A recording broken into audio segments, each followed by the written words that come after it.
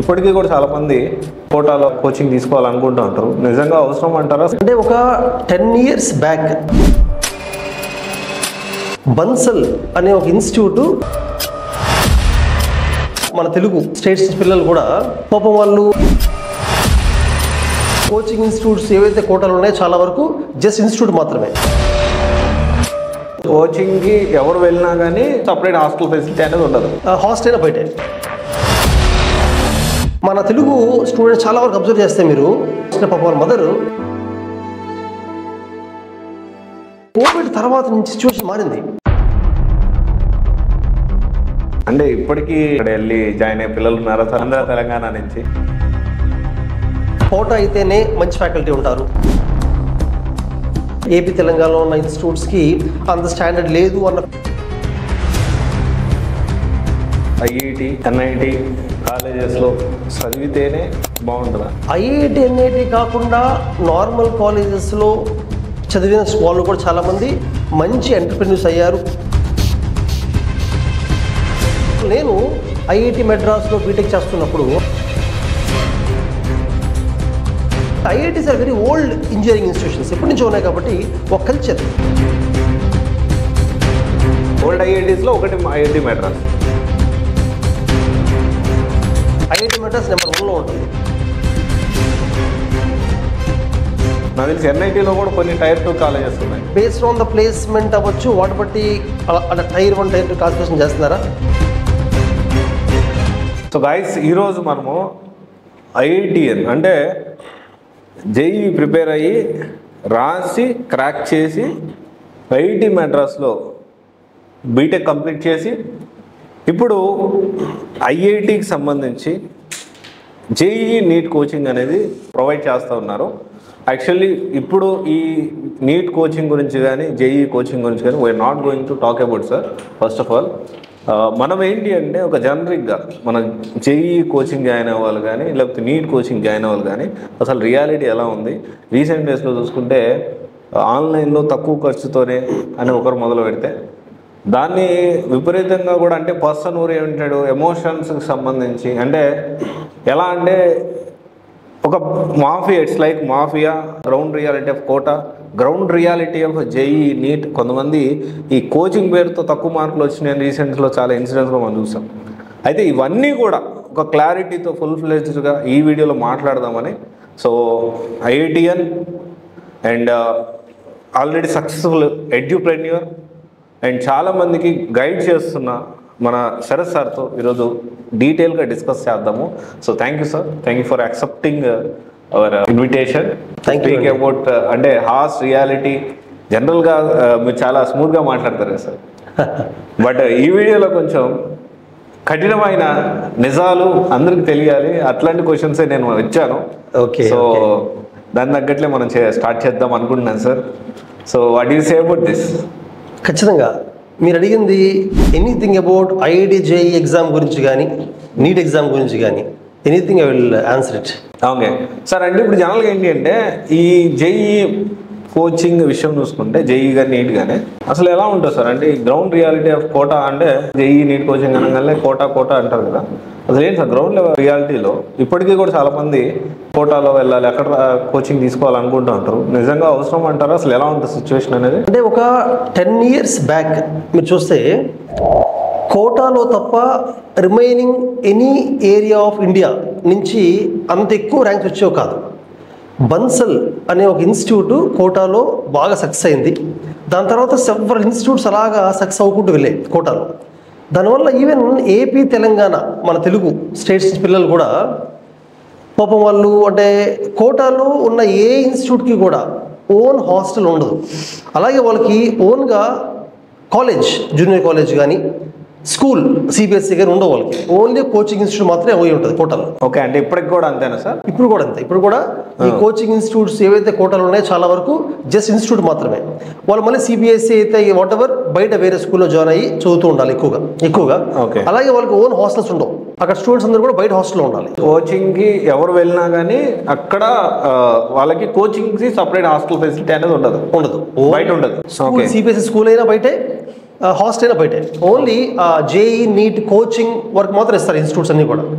అయితే ఈ 10th class అయిపోయిన స్టూడెంట్స్, వెరీ యంగ్ స్టూడెంట్స్, 15 ఏళ్ళు 16 పిల్లలు ఉంటారు కాబట్టి వాళ్ళు కోటాకి వెళ్ళి బయట హాస్టల్లో ఉండి చదువుకోవడం కష్టం అవుతుంది. కాబట్టి మన తెలుగు స్టూడెంట్స్ చాలా వరకు అబ్జర్వ్ చేస్తే మీరు వాళ్ళ మదర్, మోస్ట్లీ పాప వాళ్ళ మదర్, వాళ్ళ ఫాదర్ ఇక్కడ వర్క్ చేసుకుంటారు, మదర్ వెళ్ళిపోతారు వాళ్ళతో పాటు, అమ్మాయితో అబ్బాయితో వెళ్ళిపోయి హాస్టల్లో ఉండి వాళ్ళు కూడా పాప వాళ్ళకి ఫుడ్ వండి పెట్టడం కానీ చూసుకుంటూ ఉంటారు.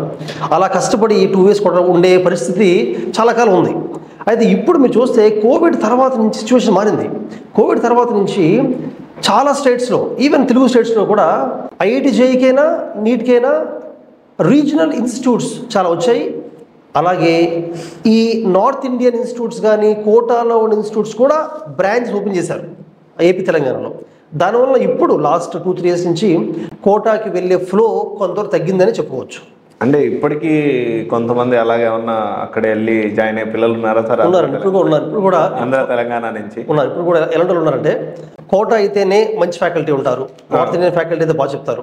ఏపీ తెలంగాణలో ఉన్న ఇన్స్టిట్యూట్స్కి అంత స్టాండర్డ్ లేదు అన్న ఫీలింగ్ ఉంది ఇప్పుడు కూడా. యాక్చువల్లీ ఏపీ తెలంగాణలో మంచి ఫ్యాకల్టీ ఉన్నారు, మంచి ఇన్స్టిట్యూట్స్ ఉన్నాయి, ర్యాంక్స్ బాగానే వస్తున్నాయి. బట్ స్టిల్ ఎప్పటి నుంచో ట్రెడిషనల్గా ఎప్పటి నుంచో కోటా సక్సెస్ అవ్వడం వల్ల ఆ ఫీల్ కంటిన్యూ అవుతుంది. ఇప్పుడు కూడా చాలామంది అక్కడికి వెళ్తున్నారు, ఇంకా జాయిన్ అవుతున్నారు కూడా. ఓకే. ఇంకొకటి సార్, జనరల్గా ఐఐటి ఎన్ఐటి కాలేజెస్లో చదివితేనే బాగుంటుందా? నార్మల్గా చిన్న చిన్న కాలేజీలు చదివితే జనరిక్ క్వశ్చన్స్ సార్, ప్రతి ఒక్క స్టూడెంట్ అర్థం చేసుకోవాలి. ఈ మాట ఎందుకు అడుగుతున్నా అంటే సార్, ఇప్పుడు నేను మీతో మాట్లాడేటప్పుడు లేకపోతే ఇప్పుడు చాలామంది ఐఐటిఎస్ని కలుస్తూ ఉన్నా, ఎందుకంటే చాలామంది యూపీఎస్సీ భవన్ దగ్గర మన ఇంటర్వ్యూస్ వచ్చేవాళ్ళు, కానీ ప్రీవియస్ చూసుకున్నాం కానీ 24లో దాదాపు 25% ఐఐటిఎన్సే ఉన్నారు. అండ్ సమ్వాట్ ఇంకోటి వచ్చేసి అంటే యూపీఎస్సీ క్రాక్ చేసి ఐఏఎస్ ఐపీఎస్ ఆ రేంజ్లో దాని సైడ్ వెళ్ళాం. సక్సెస్ఫుల్ ఎంటర్ప్రెన్యూర్స్ చూసుకున్నా, లేకపోతే కోట్లలో ప్యాకేజ్ చూసుకున్నా, ఇదంతా ఉన్నారు. ఇది నిజంగానే ఈ ఐఐటి ఎన్ఐటీలో చదివితేనే ఇలా రావచ్చా? నార్మల్ కాలేజ్ అయితే అవరా? అంటే దీన్ని ఏం చెప్పాలంటే ఇప్పుడు ఐఐటి ఎన్ఐటి కాకుండా నార్మల్ కాలేజెస్లో చదివిన వాళ్ళు కూడా చాలామంది మంచి ఎంటర్ప్రెన్యూర్స్ అయ్యారు. మీరన్న యూపీఎస్ సివిల్స్ ఎగ్జామ్ క్లియర్ చేశారు. కానీ రేషియో ప్రపోర్షన్ చూసుకుంటే కొంతవరకు ఐఐటి ఎన్ఐటి నుంచి వచ్చిన వాళ్ళు ఇంకొంత ఎక్కువ శాలరీస్ రావడం కానీ ఎంట్రీస్ రావడం కానీ చూస్తూ ఉంటాం. దానికి కారణం ఏంటంటే ఐఐటీస్ ఎన్ఐటీస్లో ఓన్లీ ఇంజనీరింగ్ డిగ్రీ వస్తుంది అని ఒకటే కాదు, అక్కడ వాళ్ళకి ఎక్స్పోజర్ ఎక్కువ ఉంటుంది. ఫర్ ఎగ్జాంపుల్ నేను ఐఐటి మెడ్రాస్లో బీటెక్ చేస్తున్నప్పుడు ఆ 4 years కూడా మాకు టెక్నాలజీ క్లబ్స్ చాలా ఉండేవి. రోబోటిక్స్ క్లబ్ అని, ఏవియేషన్ క్లబ్ అని, అంటే డ్రోన్స్ తయారు చేసేవాళ్ళం. అలాగే మెకానోటిక్స్ క్లబ్స్ అని, ఈవెన్ మా కల్చరల్ యాక్టివిటీస్ కానీ, ఎక్స్ట్రా యాక్టివిటీస్ కానీ, కోకల్ యాక్టివిటీస్ కానీ ఎక్కువ ఉండేవి. అలాగే పీర్ గ్రూప్, అంటే ఐఐటీస్కి వచ్చే స్టూడెంట్స్ కూడా అందరూ highly competitive exam JEE clear చేసి వస్తారు కాబట్టి most of them are intelligent. So అటువంటి పీర్ గ్రూప్ ఉన్నప్పుడు ఏమవుతుందంటే sharing of ideas, sharing of thoughts బెటర్గా ఉంటాయి. అలా IITs are very old engineering institutions, ఎప్పటి నుంచో ఉన్నాయి. కాబట్టి ఒక కల్చర్ ఆఫ్ డెవలప్మెంట్ కానీ, షేరింగ్ ఆఫ్ నాలెడ్జ్ కానీ, ప్రొఫెసర్స్ కూడా వాళ్ళు far above the level of professors of many other college ఉంటారు, జనరల్గా ఉంటారు. ఈ రీజన్స్ వల్ల ఐఐటీస్ అనేవి ఐఐటి చదివిన స్టూడెంట్స్ బయటికి వెళ్ళినప్పుడు they are generally more successful. ఇంకోటి కాన్ఫిడెన్స్. ఐఐటి ర్యాంక్ వచ్చినప్పటి నుంచి they feel confident, yes I have cracked the toughest examination in India, so నేను ఏమైనా చేయగలను, ఐ కెన్ డూ ఎనీథింగ్ అనే కాన్ఫిడెన్స్ ఉంటుంది. ఈ కాన్ఫిడెన్స్ వాళ్ళు డ్రైవ్ చేస్తుంది. వాళ్ళు even BTech 2nd, 3rd year నుంచి చాలామంది ఇప్పుడు they are starting new ventures in, అంటే సోషల్ ఆస్పెక్ట్స్ కానీ, ఎకనామీ కానీ, ఈ పాలిటిక్స్లో కానీ చాలామంది వెంచర్ అవుతున్నారు. They are doing wonders. Mainly I give that credit to the culture of the college, exposure, professors, peer group, as well as college చూస్తే మీరు, అంటే ఓల్డ్ ఐఐటీస్, అంటే నేను చదువుతున్నప్పుడు ఓన్లీ మెడ్రాస్, కాన్పూర్, ఖరగ్పూర్, ముంబై, ఢిల్లీ, గౌహతి ఊరికే ఉండేవి. సో అక్కడ అంటే ఓన్లీ 5 ఉండేవా సార్? 7 నేను ఉన్నప్పుడు 7 ఉండేవి. గౌహతి రూకే కన్నా ముందు 5 ఉండేవి. సో ఈ 7 they're called old IITs. So old ఐఐటీస్లో ఒకటి IIT Madras, NIRF, National Institutions of Ranking Framework, ఎన్ఐఆర్ఎఫ్లో ఐఐటి మెడ్రాస్ నెంబర్ 1లో ఉంటుంది కంటిన్యూస్గా లాస్ట్ 10 years నుంచి కూడా. ఇప్పుడు కూడా ర్యాంక్ 1లో ఉంటుంది ఐఐటి మెడ్రాస్ అనేది. సో అంటే జేఈలో మంచి ర్యాంక్స్ వచ్చిన వాళ్ళు జనరల్గా ముంబై, ఢిల్లీ అండ్ చెన్నై ఆప్ట్ చేస్తూ ఉంటారు. సో పీర్ గ్రూప్ బెటర్గా ఉంటుంది. అంటే ఇప్పుడు కొత్తగా వచ్చిన ఐఐటీస్ కన్నా ఆ 7 ఐఐటీస్లో పీర్ గ్రూప్ బెటర్గా ఉంటుంది, టాప్ ర్యాంక్ వస్తుంటారు కాబట్టి. సో మీరు అన్నట్టుగా no coming to your question అండి, ఐఐటీస్ ఎన్ఐటీస్లో ఎక్స్పోజర్ ఉంటుంది కాబట్టి దే ఆర్ మోర్ సక్సెస్ఫుల్. ఇంకొకటి ప్రజలు నేను ఐఐటి మెడ్రాస్ చదివాను. నా సీనియర్స్ కానీ ఎప్పటి నుంచో నా సీనియర్స్ కానీ వాళ్ళతో రిలేషన్ ఉంటుంది నాకు. వాళ్ళు already most of them have settled in some of the top companies. So నాకేం తెలుస్తుంది, ఓకే ఆ కంపెనీకి ఎలా వెళ్ళాలి, ఇంటర్వ్యూ ఎలా చేయాలి, హై ప్యాక్ ఎలా ఏం చేయాలో తెలుస్తుంది. అలాగే most of my seniors have started their own companies. So వాళ్ళతో ఇంటరాక్షన్ ఉంటుంది, నాకు నెట్వర్క్ ఉంటుంది. కాబట్టి ఒక కంపెనీ స్టార్ట్ చేయాలంటే ఏం చేయాలి, ఒక హ్యాండ్ హోల్డింగ్, ఒక మెంటర్షిప్ దొరుకుతుంది. సో సీనియర్స్ నుంచి ఆ పాస్ ఆన్ అయ్యే నాలెడ్జ్ ఉంటుంది కదండి, that is more helpful for IITians and NITians. అయితే ఇంకోటి, ఇక్కడ నాకు నార్మల్ కాలేజ్ అనే వర్డ్ యూస్ ఇష్టం లేదు. ఎందుకంటే ఐఐటీస్ ఎన్ఐటీస్తో సమానమైన కాలేజెస్ చాలా ఉన్నాయి ఇండియాలో.